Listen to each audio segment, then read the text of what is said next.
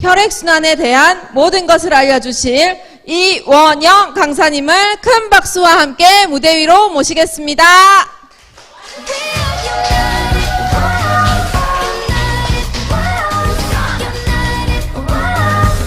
반갑습니다. 혈액순환 강의를 맡은 이원영입니다. 반갑습니다.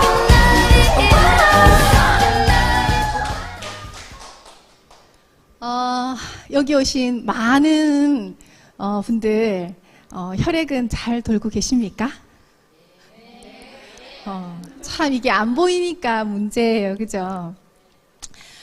건강을 지키기 위해 많은 일들을 할 수 있는데요. 수면, 올바른 식사, 운동, 이 중에 어떤 것들을 하시고 계세요? 다 잘 하시고 계신가요? 네. 그리고 아플 땐 저희가 병원을 가죠. 그리고 미리 건강검진도 다 잘 받으시잖아요, 요즘에는. 자, 그러면 건강하세요? 그렇죠. 대답이 바로 안 나오는 거죠. 그런 것들로 내 자녀를 건강하게 키울 수 있을지, 내 부모를 잘 지킬 수 있을지, 과거에는 이렇게 질병만 없다면 건강한 거라고 얘기를 했다고 하면요, 현재의 건강 개념은 많이 달라졌어요. 완벽한 균형을 원하신다고 생각하시면 돼요. 의식의 수준도 많이 올라갔고 문화 수준도 올라갔고 건강에 대한 개념이 굉장히 많이 변하고 있습니다. 그래서 질병은 걸리지 않는 것이 가장 중요합니다. 영양의 균형이 얼마만큼 중요한지, 이 영양의 균형이 이루어지지 않으면 염증이 생겨요. 염증은 모든 질병의 원인이잖아요. 이 염증이 없을 때 순환이 잘 이루어집니다. 순환이 잘 이루어진다라고 하는 것은 영양의 균형이 잘 이루어져 있다고 볼 수 있죠. 그렇다면 염증이 생긴 상태는 순환이 잘 되지 않고 영양의 불균형이 왔다고 보시면 되세요. 건강해야 될 대상은 누구인가요? 얘죠. 몸, 바디. 이 바디는 각 기관으로 만들어져 있어요. 이 기관들은 조직으로 구성이 되어 있고 이 조직은 세포로 만들어져 있습니다. 그래서 내가 먹은 것들은 다 세포로 영양이 다 가야 하고요. 조직의 염증을 최소 상태로 만들어 주어야 합니다. 그리고 이 기관의 순환이 최적 상태로 만들어져야 해요. 이 순환이라고 하는 것은 순환이라고 하는 것은 심장과 혈관을 통칭하는 것인데요.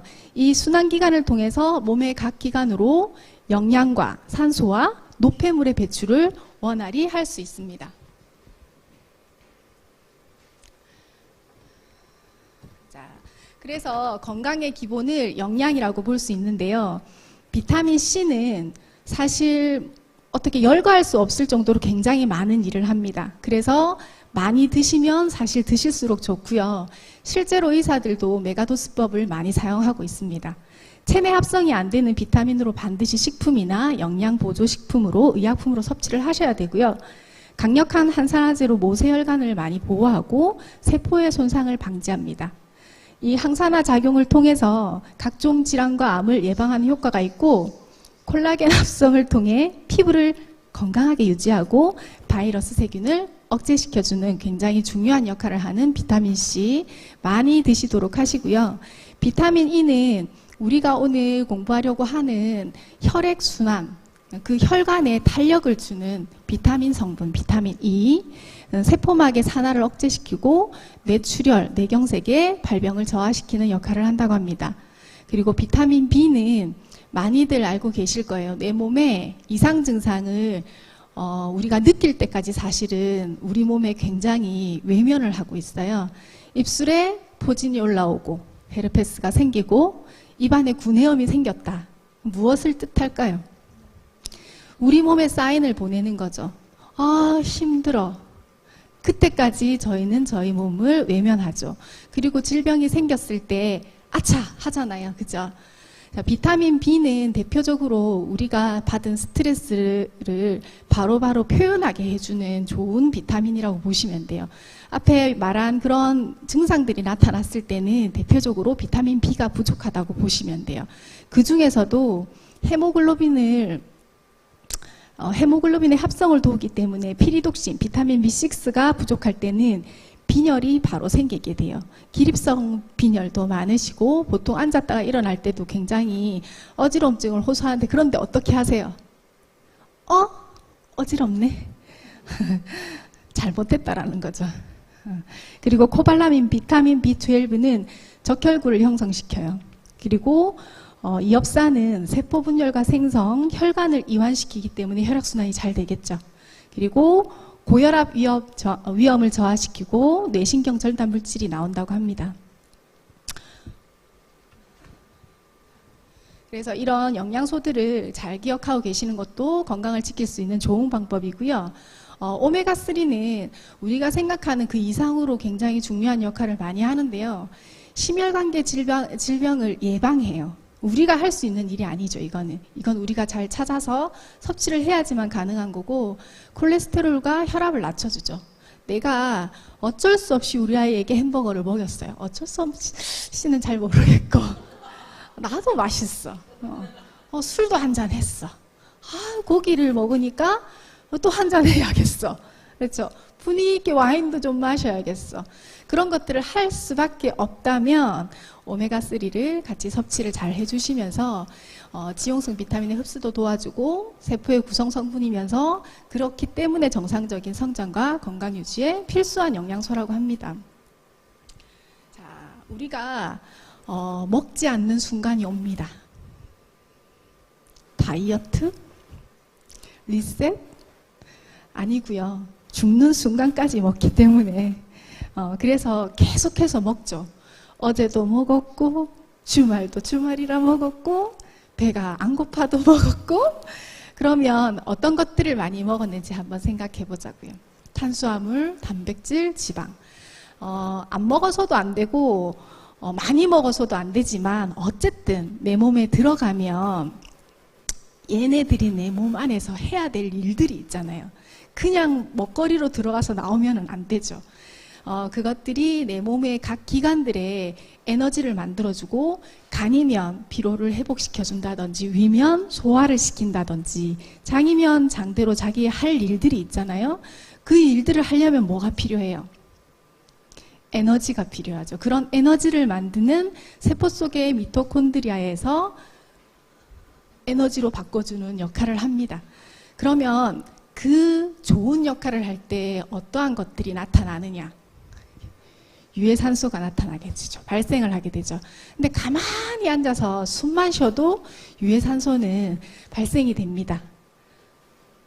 그렇기 때문에 항산화가 중요한 것이죠. 그래서 만들어지는 유해산소로부터 피부와 생체를 방어하는 작용을 산화의 반대 항산화라고 하는 겁니다. 활성산소에 의해서 LDL의 산화가 생기면 혈관에 많은 양의 노폐물이 증가가 돼요. 그렇게 되면 혈관에 압력이 상승을 하죠. 이것을 고혈압이라고 합니다. 코엔자임 Q10이 이런 활성산소를 제거시켜요. 이 아이가 바로 항산화 물질이기 때문이죠. LDL의 산화를 감소시켜주는 감사한 역할을 합니다. 그래서 정상 수준의 혈압을 유지하죠. 그래서 혈압이 있으신 분들에게 코엔자임 Q10이 처방으로도 나가는 이유입니다. 자, 그럼 염증이 생기는 경우는 내 몸속에 콜레스테롤, 중성지방이 정상 이상으로 많은 상태를 얘기해요. 혈액 내에서 염증이 발생이 되죠. 이렇게 침착이 된다고 보시면 돼요. 그래서 혈관 관련 위험 요인으로 작용을 할 수 있습니다. 그런데 이 순환, 혈액의 순환, 왜 혈액은 흘러야만 하는 걸까요? 산소와 영양소의 배달부입니다. 지난번 강의 때 말씀을 드렸었는데요. 산소와 영양분도 배달을 하고, 그리고 노폐물도 배설을 시켜주죠. 동시에 체온을 조절을 해줍니다. 그래서 손발이 차고 저린 이러한 증상들은 그냥 혈액순환이 잘 안 되기 때문이라고 생각하셔야 돼요. 내가 왜 어깨가 결리지? 난 손발이 저려. 혈액순환이 안 되기 때문입니다. 그럼 혈액순환이 안 되면 그에 맞는 영양소를 내 세포에 넣어줘야 된다라는 가장 기본적인 상식을 오늘 조금 많이 아시고 자책을 스스로 하시면서 영양 섭취를 잘 하셨으면 좋겠어요. 생체의 수분 조절도 작용을 하죠. 상기 염기의 조절을 작용을 합니다. 그래서 영양이 떠다니는 물을 혈액순환이라고 보시면 되세요. 그런데 이러한 혈액순환을 방해하는 요소들이 있죠. 모든 만병의 질환은 원인은 스트레스라고 하잖아요. 스트레스가 심한 상태. 전 요즘에 스트레스가 너무 심한 상태인 것 같습니다. 영양제를 더 먹어야겠어요. 그리고 수면 환경이 바람직하지 못할 경우, 그런데 사람들이 실제로 잠을 자면요, 내가 얼마만큼 깊은 수면을 푹 주무셨는지에 대한 평가가 사실 굉장히 낮다고 해요. 그래서 수면의 질을 높이는 것이 4시간 자고도 3시간 자고도 괜찮으신 분들도 집중적으로 수면을 취할 수 있는 거, 이순신 장군도 그랬고 세종대왕님도 그렇고 그분들이 짧은 수면을 할 때 깊은 수면을 했다고 합니다. 그 깊은 뜻이 있는 거죠. 많이 잔다고 해서 내가 12시간을 침대에 누워 있다고 해서 좋은 수면의 질인가? 아니라는 거죠. 그리고 필수 비타민과 무기질이 부족할 경우, 그리고 모든 사람들은 생각해요. 운동을 해야지라고. 그런데 항상 운동이 부족하죠.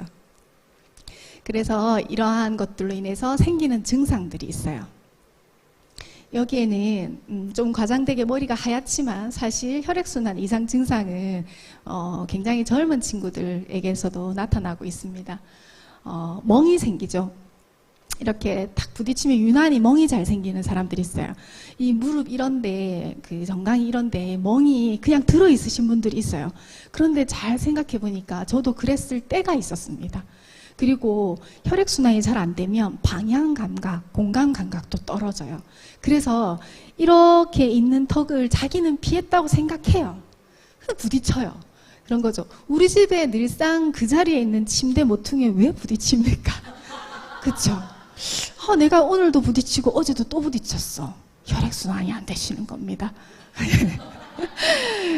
그리고 이제 이렇게 멍이 들었다고 하는 건요, 조금 깊게 의미해서 피부 속에 혈관이, 모세혈관이 터졌다고 보시면 돼요. 출혈이 생긴 거죠. 대신 피부 밖으로 나오지 않아서 그래요. 눈에도 혈관이 터집니다. 빨갛게 되는 경우 있죠. 그때는 빨갛게 보이는 이유는 피부, 스킨이 눈동자에는 없기 때문이에요. 그렇게 눈에 보이는 멍은 굉장히 심각해 보이고 빨리 안과를 가야 되겠고, 안과 의사들은 이상하게 생각하죠. 피부에 멍이 들었을 때는 내과를 안 가는데 눈에 빨개지면 안과를 옵니다. 그래서 사실 눈에 흰자에 빨갛게 멍이 들었을 때는 사실 크게 문제가 없습니다. 참고로 제가 안과 경력이 있기 때문에 말씀드렸어요. 그래서 혈관이 튼튼해지는 영양소가 필요하다라는 얘기죠. 이렇게 필요한 영양소 잘 챙겨 보시고요. 혈액순환이 잘 안 됐을 때 굉장히 위험한 침묵의 살인자, 고혈압을 가지고 있는 환자를 보면요, 사실 아까 제일 초반에 말했던 것처럼 다 해요. 건강검진도 하고 운동도 하고 잠도 잘 자고 하지만 고혈압이에요. 고혈압이 있는 경우에는 뇌혈관의 건강 이상이 올 수도 있고요, 심혈관 건강에 이상이 올 수도 있어요. 그래서 특별히 증상은 약을 먹으면 없지만 다양한 건강 문제를 유발시킬 수 있습니다. 그래서 필요한 영양제 보시고요, 코엔자임 Q10 나오죠. 그리고 뇌 질환이 있습니다. 주위에 사실 그렇게 많을 수도 있고 없을 수도 있는데 다 알아요. 중풍이 왔다고 하더라. 그쵸? 뇌졸중, 뇌경색이 있는데요. 뇌졸중에는 뇌경색과 뇌출혈이 있습니다. 뇌경색은 뇌혈관이 막혀서 생기는 거예요. 이렇게 지나가는 호수를 이렇게 꾹 누른 거죠. 그러면 흘러나오는 쪽과 지나가는 쪽, 이쪽은 순환이 안 되겠죠. 그러면 절인 거예요. 그죠? 그래서 이 뇌경색은 콜레스테롤이나 혈전 등이 중간에 가다가 어떤 기관을 막았을 때 혈관 막힘으로 인해서 생기는 뇌혈전이 있고요. 뇌색전은 지방이 혈관을 따라 흐르다가 뇌에 들어가서 막히는 상태를 뇌색전이라고 합니다. 그리고 뇌출혈은요, 아까 말했다시피 이게 모세혈관이나 뇌동맥류가 파열이 됐을 때 뇌출혈이라고 합니다. 이렇게 호수를 꼭 누르고 있으면 버티지 못하고 혈관이 터지는 증상이라고 보시면 되세요. 이러한 증상을 막기 위해 비타민 C, 식이섬유, 비타민 B, E, K, 오메가3가 있습니다. 그리고 이런 심장 질환이 있는데요. 협심증, 심근경색, 심부전, 부정맥, 판막 질환. 정말 이루 말할 수 없을 정도로 심장 질환에 대한 위험이 많은데요. 지방이 많이 침략되고 동맥 내강이 좁아지고 혈액 양이 감소하고 심장의 혈액 공급이 감소가 되고 산소와 영양소를 운반하는데 그게 부족하게 되는 거죠. 이렇듯이 많은 심장 질환의 증상이 올 수 있습니다. 그래서 기본적인 영양소를 잘 챙겨 드시는 것만으로 많은 예방을 도울 수 있습니다. 그리고 이게 참 지나칠 수가 없는 술인데요. 중성지방을 술은 중성지방을 낳고요. 중성지방은 고지혈증을 낳습니다. 콜레스테롤, 중성지방이 많은 상태, 요거는 혈액 내에 염증이 많은 상태라고 보시면 돼요. 그래도 여기서 짚고 넘어가요. 저분은 술을 많이 마셔. 계속 마셔. 그런데 아침에 일어나서 출근을 해요. 일주일을 잘 지내요. 주말이 되면 또 술을 마셔요. 그렇지만 그분은 스스로 생각할 때 자기가 건강하다고 별 문제 없다고 생각하죠. 질병이 오기 전까지. 질병이 없는 상태가 가장 건강한 상태인데 본인의 질병이 있는지 없는지는 사실 잘 모르잖아요. 오고 있는지 어디까지 왔는지 잘 알지 못하잖아요. 그래서 이럴 때 술을 드시는 분께 권해주십시오. 본인은 지금 위험군입니다. 라고 말씀하시고 이같이 많은 영양제를 섭취했을 때 많이 앞으로 더 오래 드실 수 있다고 말씀해 주시면 좋을 것 같습니다. 화는요, 병이에요, 병. 스트레스로 인한 분노. 그래서 코티솔이 분비가 되는데요. 이때 혈압과 혈당이 올라갑니다. 이제 이렇게 올라갔을 때 내 신체 활동도 사람이 사실 우울하고 기분이 안 좋고 화가 나면 활동량이 굉장히 줄어들잖아요. 우울해지고. 그런데 이런 스트레스가 만성이 될 경우, 오랜 동안 화병이 생긴 경우를 얘기하죠. 고농도의 코티솔은 식욕을 증가시키고요. 지방을 축적시키고 살이 잘 빠지지 않는 상태가 돼요. 몸의 균형이 상실되어서 근육과 뼈의 손상이 굉장히 심하게 일어나고요. 내분비계와 면역체계가 망가집니다. 그래서 결국에는 면역 저하로 이어지는 거죠. 오늘 이 강의에서 굉장히 중요하고 꼭 기억해야 될 것들은 여기 보시면 적절한 식습관으로 가운데 부분에 적절한 식습관으로 혈액의 흐름을 조절할 수 있다. 그래서 따라서 동물성 지방, 인스턴트 식품, 과도한 소금은 섭취를 줄이고 채소, 과일, 생선, 식물성 지방, 도정하지 않는 곡류를 대신한 식이섬유 섭취를 높이는 것이 혈액의 흐름을 원활히 하는 데 도움을 줄 수 있습니다. 또한 오메가3와 코엔자임 Q10, 차전자피 식이섬유가 많은 도움을 줄 수 있다라고 하는 거죠. 그래서 우리 화를 조금 가라앉힐 수 있는 너무 내가 화가 난다. 이거 어떻게 결국에는 내 손해잖아요. 그래서 칼슘과 마그네슘을 많이 섭취하시고 자기만의 화를 조절하는 스트레스를 조절하는 방법을 깊이 생각해 보시는 게 굉장히 중요한 문제이지 않나. 오늘 그래서 나의 화와 맛있게 이별하는 나만의 레시피를 한번 만들어 보시고 맛있게 화와 이별을 하시기 바랍니다. 오늘 강의는 여기서 마치도록 하겠습니다. 감사합니다.